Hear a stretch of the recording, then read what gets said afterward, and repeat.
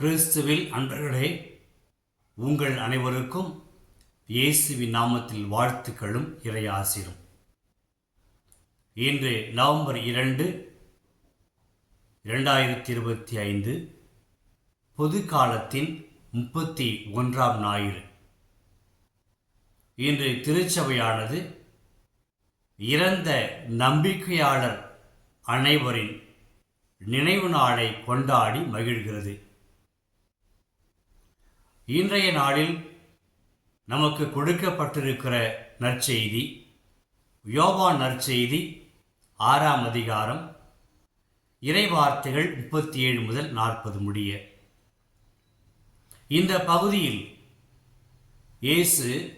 இயேசுவிடம் மாபெரும் பொறுப்பு ஒப்படைக்கப்படுகிறது.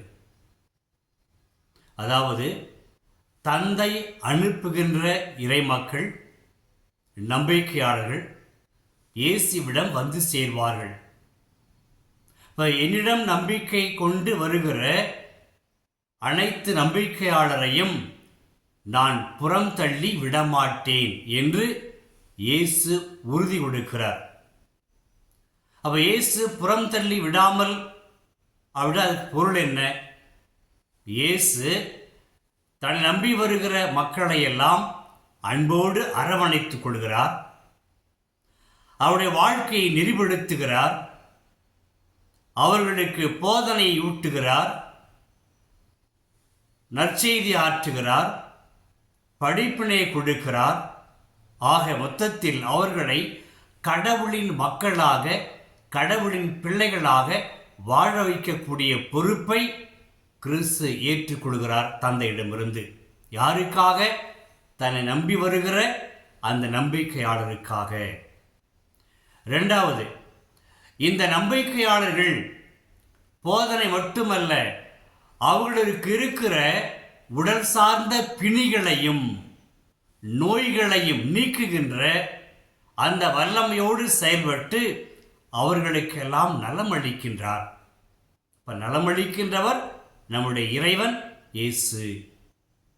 மூன்றாவதாக, நம்மை பிடித்திருக்கிற தீய ஆவிகள், தீய சிந்தனைகள், நம்மை அடிமைப்படுத்துகிற அந்த தீய சக்திகள், இவற்றில் இருந்து நமக்கு விடுதலையும் கொடுக்கிறார்.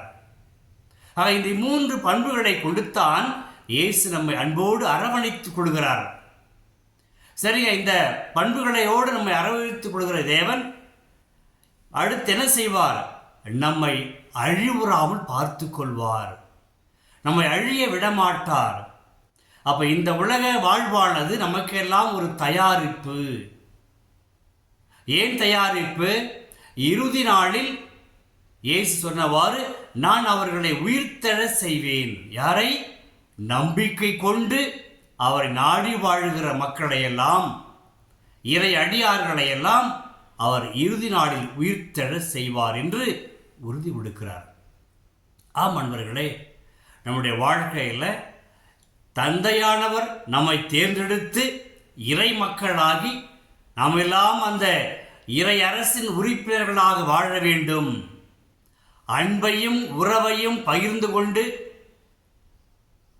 பிறரை தத்தெடுத்து பிறரை வாழ வைக்கின்ற கருவிகளாக நாம் வாழ வேண்டும் என்று சொல்கிறார்.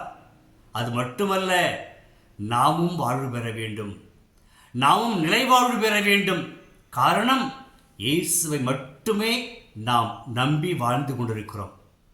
ஆக இயேசு நம்மை ஒருபோதும் கைவிட மாட்டார்.